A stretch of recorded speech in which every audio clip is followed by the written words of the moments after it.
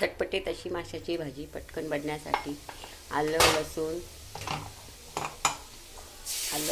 आणि कोथिंबीरची पेस्ट तयार करून घेतलेली आहे। छानपैकी पेस्ट तयार करून चांगला मसाला परतून घ्यायचा, म्हणजे भाजी छान होती। एकदम छानपैकी मसाला परतून झाल्यावर त्याच्यामध्ये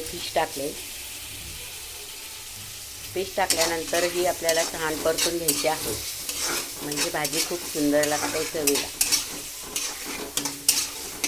छानपैकी असे सारखे परतून घ्यायचे।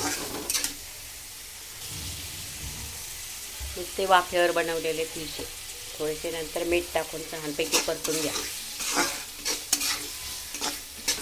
चटपटीत असे फिश फ्राय तयार झाले। 1-2 मिनिटाची वाफ घेऊन छानपैकी यावा, मस्तपैकी फिश तयार।